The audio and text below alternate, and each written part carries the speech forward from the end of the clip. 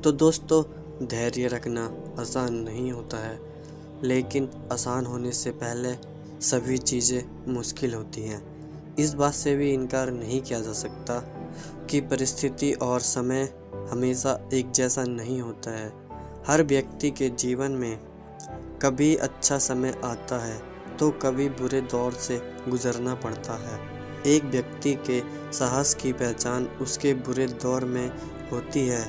यह कहना इसलिए सही है कि जीवन में अच्छे दौर में तो सामान्य से सामान्य व्यक्ति भी सही फैसला करने में सक्षम होते हैं, लेकिन जब परिस्थिति प्रतिकूल हो तो उस समय व्यक्ति की सही प्रतिभा का आकलन किया जा सकता है। बुरा वक्त सबका आता है, पर जो प्रतिकूल परिस्थितियों में सही निर्णय लेता है वही जीवन में सफल होता है। जो व्यक्ति ऐसे समय में अपने को नहीं संभाल पाता, उसके हाथों में सिर्फ विफलता लगती है। आखिरकार प्रतिकूल समय में सही निर्णय लेने में सबसे महत्वपूर्ण गुण होता है धैर्य का, क्योंकि जब संकट का समय आता है व्यक्ति के अंदर सबसे पहले घबराहट उत्पन्न होती है। मन में अजीबोगरीब ख्याल आते हैं, उसकी उम्मीद कमज़ोर पड़ जाती है, निर्णय नहीं ले पाता है या फिर कोई गलत निर्णय ले लेता है। जिस व्यक्ति के पास धैर्य नहीं है वह छोटी से छोटी समस्याओं का सामना भी सही तरीके से नहीं कर पाता है। इसलिए प्रतिकूल समय में धैर्य को बनाए रखना सबसे महत्वपूर्ण है। धैर्य रखकर कठिन से कठिन चुनौती का सामना किया जा सकता है, क्योंकि जिस व्यक्ति के पास धैर्य है वो हार कर भी नहीं हारता है। तो दोस्तों, आइए मैं आपको एक कहानी सुनाता हूँ। बिना सोचे समझे फैसला लेने का परिणाम क्या होता है। एक दिन एक राजा अकेले जंगल में शिकार के लिए निकला, लेकिन वह रास्ता भटक गया।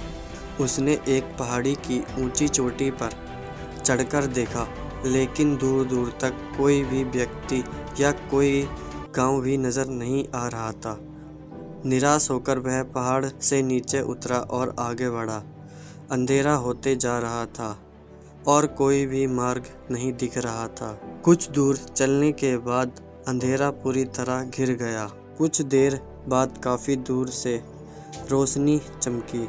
फिर वह उस दिशा में चलने लगा और शीघ्र ही एक झोंपड़ी पर पहुंच गया।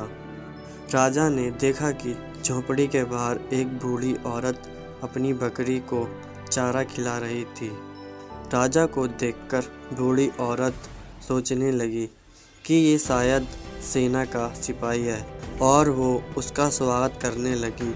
उसने राजा को पीने के लिए पानी दिया और आराम करने के लिए एक चटाई बिछा दी। कुछ देर के बाद गरम गरम चावल और दाल की थाली राजा के सामने रख दी। राजा को जोरों की भूख लगी थी। उसने जल्दी गरम खाने में अपनी अंगुली डाल दी।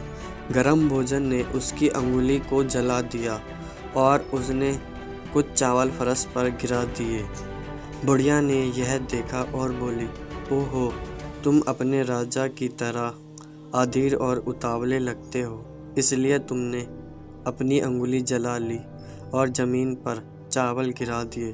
बूढ़ी औरत की बात सुनकर राजा हैरानी में पड़ गए और पूछा, आपको ऐसा क्यों लगता है? राजा अधीर और जल्दबाज कहाँ हैं? यह मुस्कुराई और बोली, बेटा, गलत मत समझना। हमारे राजा अपने सभी दुश्मन किलों पर कब्जा करने का बड़ा सपना देख रहे हैं, लेकिन सभी छोटे किलों की अनदेखी कर रहे हैं।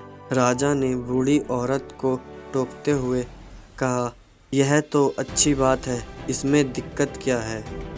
वह मुस्कुराई और जवाब दिया, रुको बेटा, जैसा खाना खाने में आपकी अधीरता थी, वैसे ही आपने अपनी अंगुली जला दी और खाना बर्बाद कर दिया।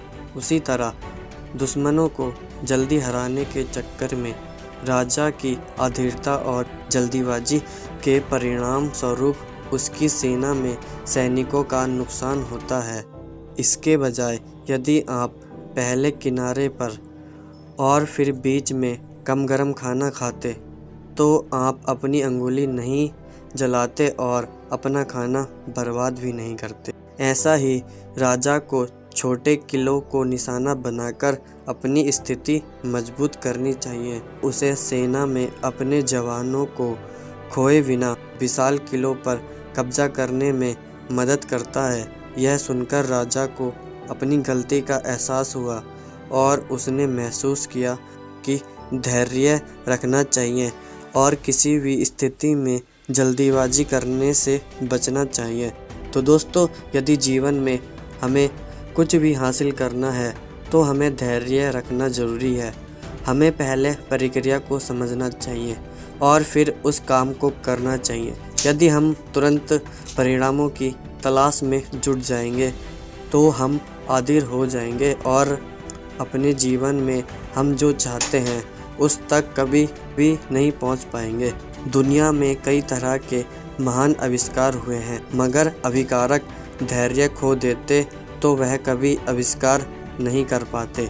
देश के राष्ट्रपति महात्मा गांधी जब पहली बार उन्हें दक्षिण अफ्रीका में रंगभेद की नीति के कारण ट्रेन से उतारा गया तो उन्होंने तुरंत ही उसकी प्रतिक्रिया नहीं की। उन्होंने इसके लिए योजना बनाई और फिर संघर्ष शुरू हुआ। हालांकि उन्हें लंबा संघर्ष करना पड़ा, लेकिन उन्होंने धैर्य नहीं खोया। उन्होंने धैर्य नहीं खोया और उसी धैर्य ने उन्हें सफलता दिलाई। तो दोस्तों, हमें कभी भी जल्दीबाजी नहीं करनी चाहिए और हमें हमेशा धैर्य रखना चाहिए। तो दोस्तों, कमेंट में हर हर महादेव लिख के जाना। हर हर महादेव।